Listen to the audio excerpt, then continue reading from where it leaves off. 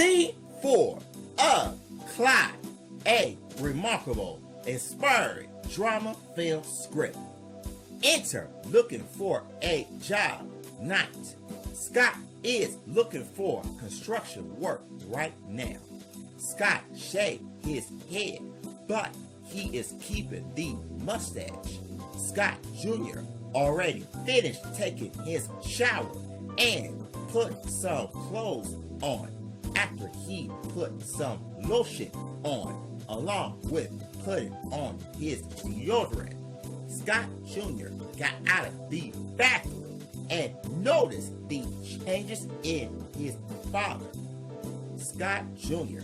Dad, you look good with a bald head. Scott, thanks. Scott Jr. No problem. Dad, after you start doing construction work, are you going to keep me around? Is that correct? Scott, pause. Yeah, you found me. I didn't find you. Scott Jr. True. Scott laughs. I know what I can do. Scott Jr. What is it? Scott, I can write a script or write poetry. You know, something like that. I am going to read a lot of poetry and everything else. Scott Jr. How you going to do that? Dad, you need money. Scott, I know, but I don't have anything at all. Scott Jr. pulls out $40 out of his pocket. Scott Jr. You can have $40, Dad. Scott, speechless.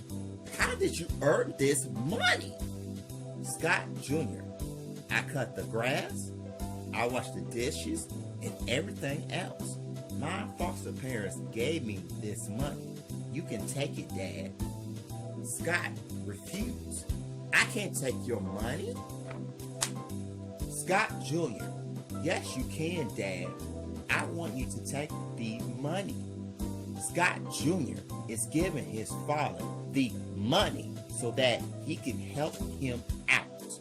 Scott, I'm scared of you. Scott Jr. laughs.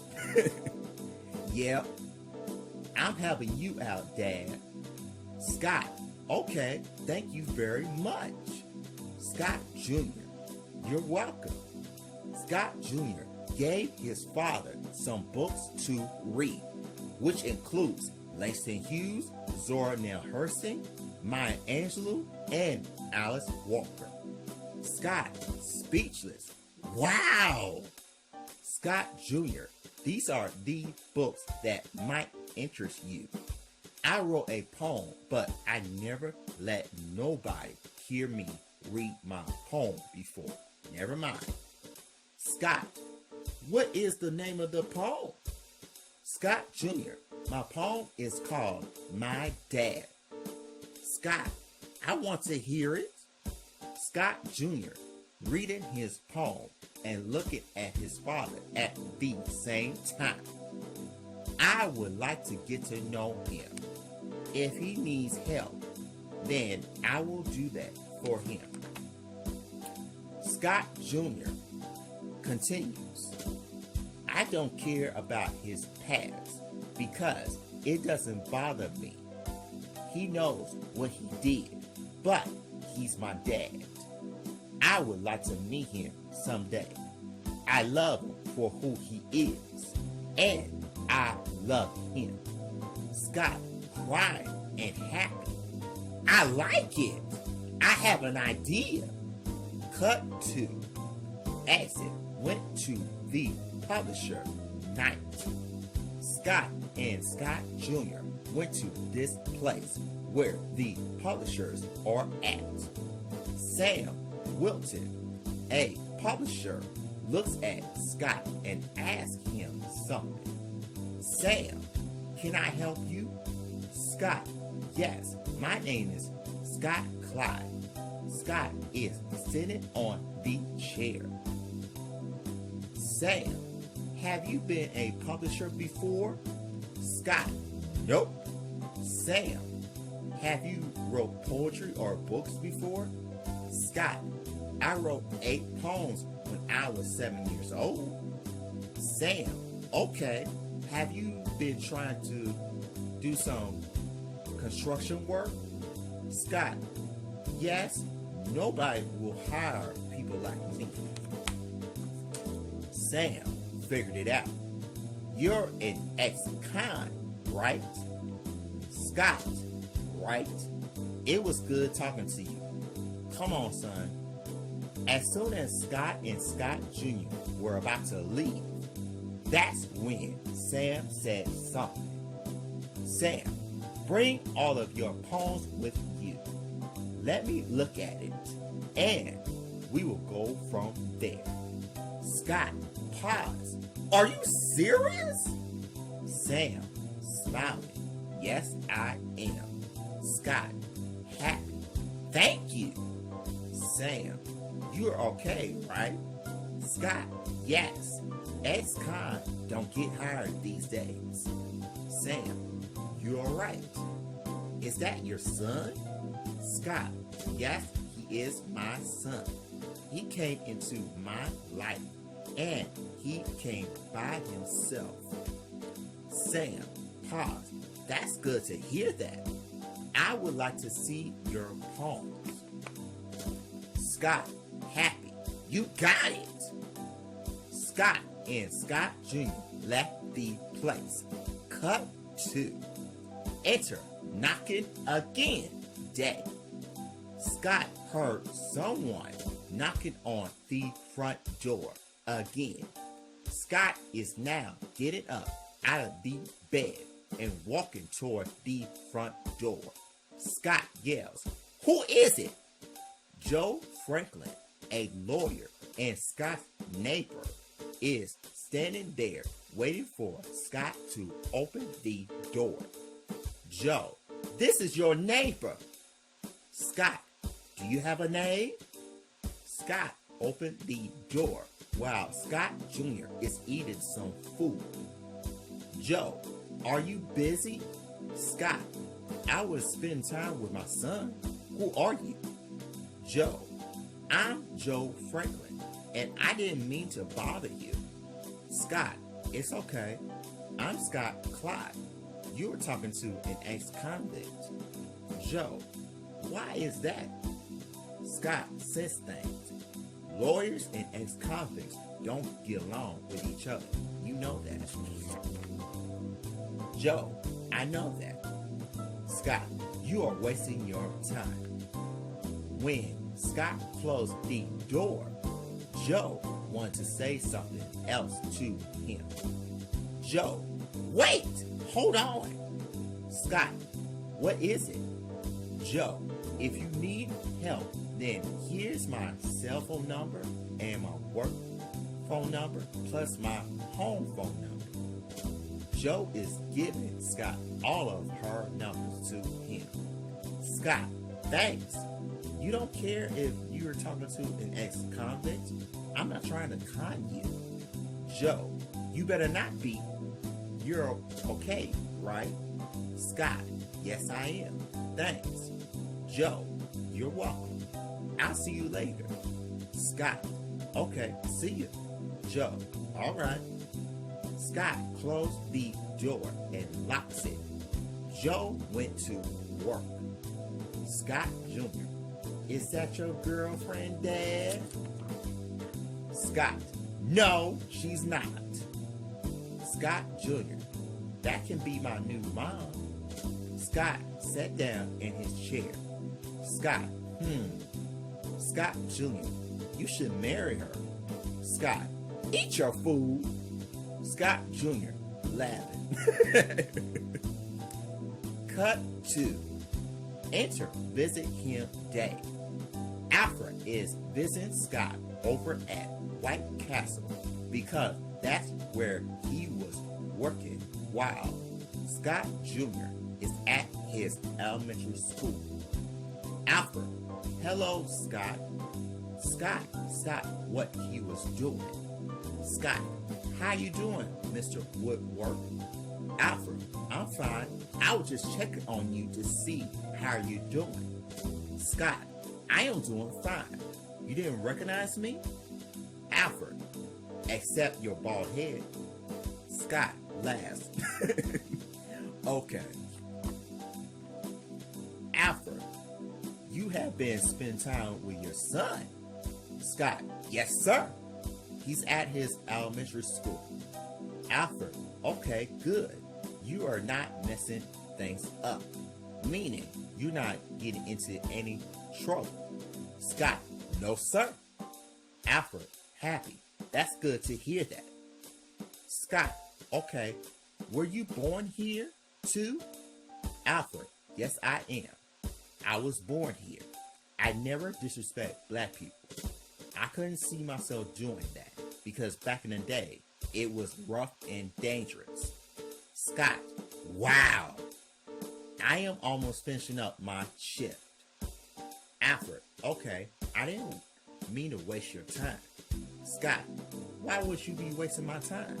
I mean, damn, you're not doing that. And you're the only white man that I ever talked to. Alfred, I see. What time does your son get out of school? Scott, it's 3:30 p.m. I am about to leave right now. Alfred, okay. Scott, bye. Scott told his manager that he had to pick up his son from school. His manager, George Hillman, respects that, and Scott leaves. Alfred is proud of Scott so far. Cut 2. Exit. Argue with him day. At 3:30 p.m. in the afternoon, Scott arrives on time to see Scott Jr. Scott, voice over. My son was so happy to see me, but I was shocked that his mother came by with ghetto clothes on. Scott Jr. noticed something isn't right with me. Scott Jr. What's wrong, Dad? Trina Lawrence. Scott's loudmouth ghetto ex-girlfriend walking towards Scott and wants to start drama right now. Trina yells, "What the hell are you taking my son away from me?" Scott yells, "It's nice to see you again, Trina." Trina yells, "Give me my son back." Scott yells, "It's our son, Trina." Trina was all in Scott's face like that until her new thug boyfriend, Jack Stone, steps in. "Jack, you just give my girlfriend her son back. I will raise him better than you." Scott, first of all, I don't know you and I don't give a damn about you. You need to get back in your ugly ass car. Trina yells, "You don't talk to him like that." Scott, I did. You should do the same and don't come back here. Jack yells, "You disrespect my girl. Tell her you're sorry." Scott gave Jack the look. "You're not my dad. You need to get back in your ugly ass car right now." Trina, don't let my new man beat you up. Scott. Scott, I'm not going to tell you and your man again. I'm not playing. Jack, let's go, Trina. Trina and Jack went back to their car after taking off. Scott Jr. scared. "Dad, I am scared." Scott, I know you are, son. I wish that you didn't witness that argument. Let's go. Scott and Scott Jr. is going back to the apartment. Cut 2. Exit. Waited until her friends come day. Janelle Simmons, a doctor, and Ronnie Peters, a teacher, but also They are Joe's two best friends. Came to see Joe outside of the restaurant. Janelle and Ronnie is sitting right next to Joe. Janelle, hey Joe. Joe, hey Janelle. Janelle, how you doing? Joe, I'm fine. Ronnie noticed something about Joe and begins to say something to her. Ronnie, Joe, you looked at a newspaper lately? Joe, yeah. Ronnie, you need a man. Joe, I don't need a man. Janelle, Joe, we got to find a man for you. Ronnie, not all men. Joe, women do the same thing, but most women use good men for money.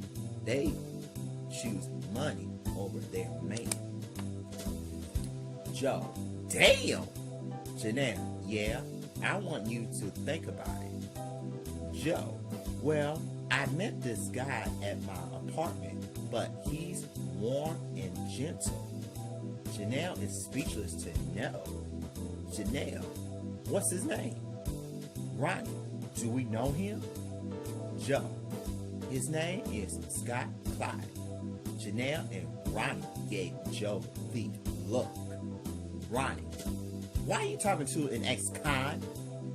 He was doing cocaine and heroin when he was starting at the age of 10 and also 14. And he went to jail at the age of 14. His father, Robbie Clyde, was a thief and then a gangster. He got this girl pregnant when he was 14 and she was 12 years old. Joe didn't know that. After she paused for a minute, Joe is speechless. How did y'all know that? Janelle, it was on the news. Joe, Jesus Christ. Janelle, don't get involved with this man. And let me tell you this, if he tries to con you, you can put him in jail. Joe, he has a son, and I told him that if he needs help, then he can call me. Ronnie, he just got out of prison? Why? Joe, he didn't tell me that. Janelle, you need to find out why he got out of prison. Joe, why should I ask him that question? The past is the past. Nobody cares about the past. And he made a mistake, but he learned his own mistakes. We made mistakes, but we are not proud of it too. Janelle and Ronnie agreed about what Joe said to him. Janelle, she doesn't have a good point. Ronnie, you can't argue with that. Joe laughs. Cut 2. Enter helping his son Knight. Scott Jr. is trying to do his math homework, but he can't do it. Scott, voice over. Normally, ex-con would never spend time helping their kids, but I'm glad that Junior is in my life. Scott Jr., Dad, can you help me with my math homework? Scott, okay, Junior. Scott is sitting next to his son after he woke up. Scott Jr., I can't do this. Scott, what do you have for today? Let me see. Scott Jr. is doing addition and subtraction. Scott continues. You are doing addition and subtraction. Am I right? Scott Jr. Yes, Dad. Scott, okay. What is 2 plus 2? Scott Jr. is 5. Scott, actually it's 4. Let's try this. If I had 2 apples and 2 bananas, then How many is that all together? Scott Jr., there are 4 items of fruit. Scott, you got it. What's the next problem? Scott Jr., if there are 4 bathrooms in the house and 3 people in there, then how many is it all together? Scott, you figure it out. Scott Jr. is working on the problem out while his father is watching him do the problem. Scott continues looking at the answer. That's good. You got the answer right. How many numbers or problems is that? Scott Jr., there are only 5 questions.